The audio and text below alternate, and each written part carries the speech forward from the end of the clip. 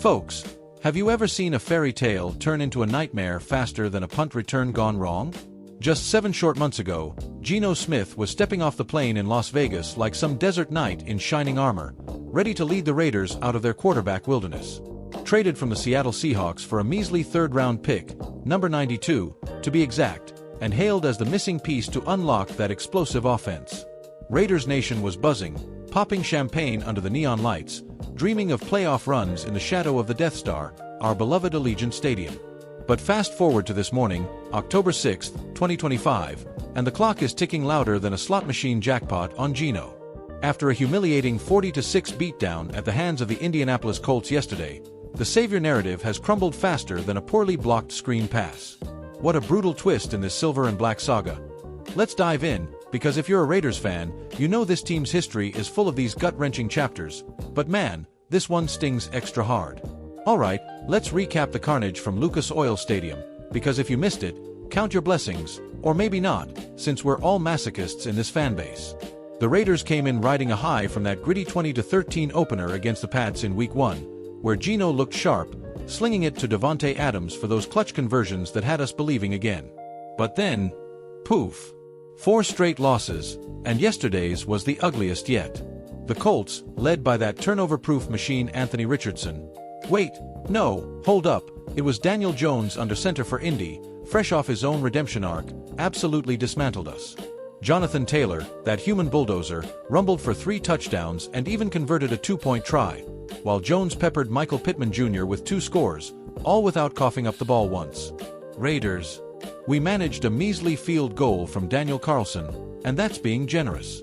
The defense, anchored by our beast Max Crosby, he notched a sack but it felt like swimming upstream, couldn't stop the bleeding. Special teams. A blocked punt by Segan Alyabai set Indy up at our 8-yard line like it was gift-wrapped. Final score, 40-6. Ouch. And at the center of the storm, Geno Smith, who added 2 more picks to his ledger, pushing his league-leading total to 9 through just 5 games. That's not quarterbacking, that's playing hot potato with a pigskin, and Raiders Nation is done catching it. But here's where it gets personal, Raiders faithful. Remember March? When Pete Carroll, our grizzled guru fresh from Seattle, hired on January 25th as the oldest head coach in NFL history at 73, turning 74 mid-season, reunited with his old QB. It was like destiny scripted by Al Davis himself. Carroll, the architect of that Legion of Boom dynasty, the guy who outdueled Harbaugh's in college and the pros, bringing his always compete mantra to the desert. Geno, the 2013 second-rounder out of West Virginia, drafted by the Jets amid all that Rex Ryan chaos, had reinvented himself in Seattle.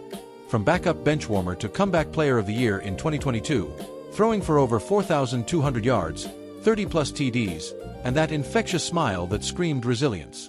He led the Hawks to the playoffs twice under Pete, including that wild 2022 run where he outdueled the NFC's best. Fans chanted his name from Oakland to LA to Vegas, seeing echoes of Ken Stabler swagger, that lefty gunslinger who defined the Rebel Alliance in the 70s. We traded for him, inked a 2-year extension up to $85.5 million because, hey, in a draft class thin on elite QBs like Cam Ward and Shadur Sanders, Geno was stability. Pair him with Adams, that surgical route runner who's already got 400 yards this year. Rookie sensation Ashton Janty, our first-round RB steal who's averaging 5.2 yards a carry but starving for checks down. Tight end Brock Bowers, nursing a knee tweak but still a mismatch nightmare. It was supposed to be electric. Instead, Geno's picks are piling up like lost bets on the strip. Last year in Seattle, he led the league with 15 interceptions, but we forgave it because of the volume. 4,320 yards, 21 TDs. This year, 9 picks in 5 games, a 58% completion rate against Indy, and those turnovers are killing drives faster than a Bronco blitz from old rival Von Miller. Now, let's break it down tactically, because as your go-to Raiders anchor, I live for this stuff, the chess match behind the mayhem. Pete Carroll's scheme, that wide zone blocking he loves, worked wonders in Seattle with a mobile QB like Geno scrambling for 300 yards a season. But transplant it to Vegas, and it's clashing like pirate flags at a tea party.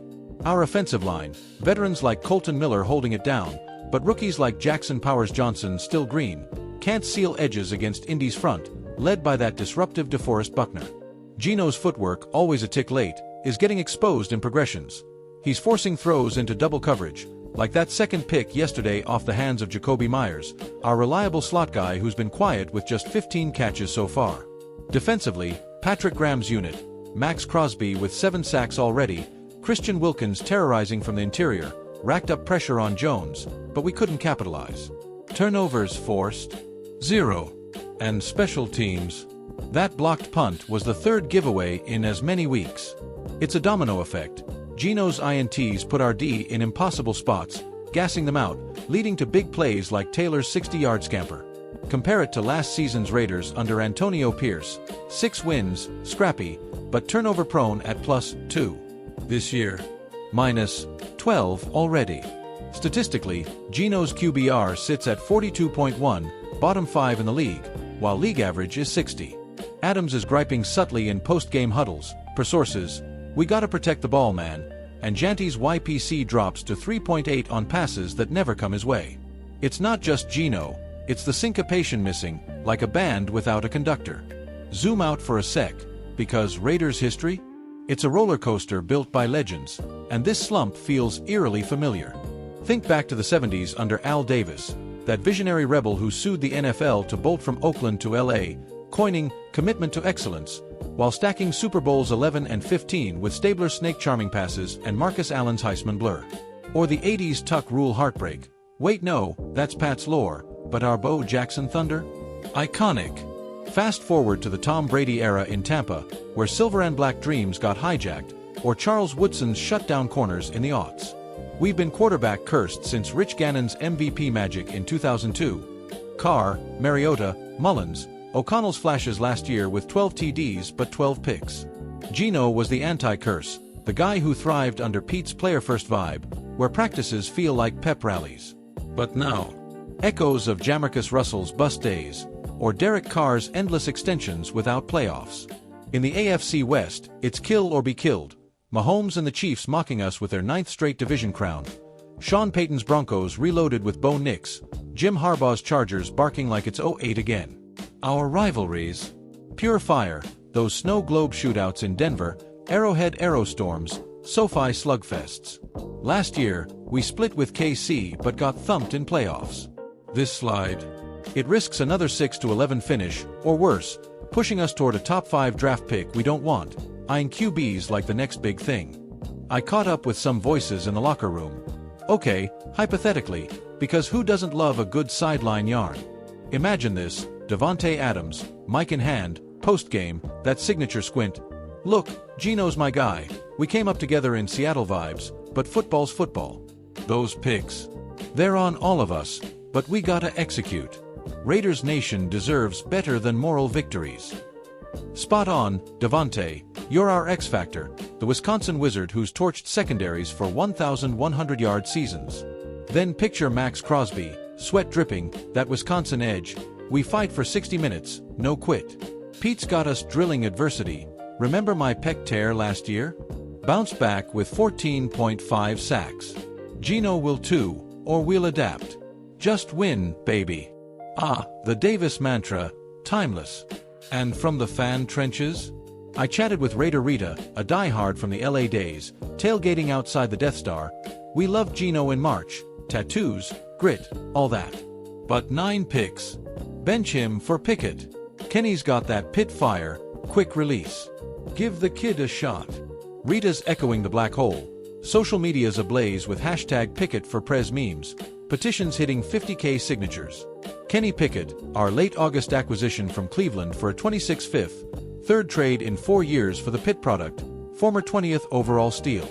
As a rookie, he set Steelers marks with 2,400 yards, but bounced from Pitt to Philly to Browns amid QB carousels. Now backing up Geno, he's got that underdog snarl, 64% completion in preseason, and fans see him as the spark, mobile, accurate on slants to Myers or Trey Tucker. Pete Carroll himself, gold as always. Post-game, when grilled on yanking Geno in that blowout, 4th quarter, down 34-3, fans chanting, "Ken New York! Ken New York!" He dropped this gem. I was thinking of a reason to do that, but here's why I didn't. We need to stay out there and keep practicing. Reps, turns, running the system. Gotta feel it, see the guys improve. Classic Pete, always the teacher, not the tyrant. Remember his USC days? 2 natties, Reggie Bush highlights. Or Seattle's 13 Super Bowl rout of Peyton's Broncos, 43-8? Magic with Geno before, so why not now? But insiders whisper, pressure's mounting on GM John Spytek, who paired Pete with OC Chip Kelly's spread option tweaks. If Geno doesn't rebound, that bench looms large. Fictional expert take? Mel Kiper Jr. on my show, Raiders O-line gives up 2.8 sacks per game, worst in West. Geno's happy feet amplify it. Pickett's got better pocket presence, could stabilize like a young Gannon. Looking ahead, the implications. Dire, but not doomsday, yet. At 1-4, we're 2 games back in the West, but that schedule? Tennessee next, Derrick Henry revenge tour, oof, then Denver, where snow and Knicks could bury us. Playoffs. Slim, 15% odds per models, but flip to 7-2 with wins over Jags, Saints? Suddenly, wild card hunt. Draft. If we tank, top 3 pick for a lineman or edge to pair Crosby. But Pete's no rebuilder, he said it, unfinished business. Prediction time. Geno gets 2 more starts, bounces back with 300 yards, 2 TDs versus Titans, staving off the bench. But if picks hit 12 by week 8? Pickett starts in KC, sparks a 4-3 run, we snag a 9-8 wild card.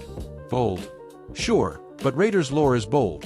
Think the 1976 playoff miracle against the Pats, or Woodson's 09 DPOY charge.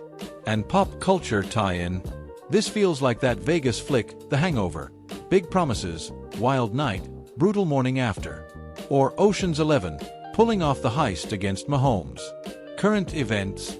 With Travis Kelce's podcast Empire booming, imagine Geno guested pre-trade, Vegas? Lights, action, no interceptions. Yet. Phew, Raiders Nation, that's the pulse, raw, relentless, ready to roar back. We've weathered Davis feuds, Madden mustaches, and Madden curses. This is just another pirate skirmish. Geno's got the arm, Pete's got the plan, now execute. Tune in Thursday for Titans Prep. Watch Janty Truck, Adams Burn, Crosby Feast. Follow me on the channel for live breakdowns, fan calls, who's starting at QB. Hit the comments. Just win, baby, commitment starts now. This is your Raiders anchor, signing off from the Electric Horseman saddle. Silver and black, till I die.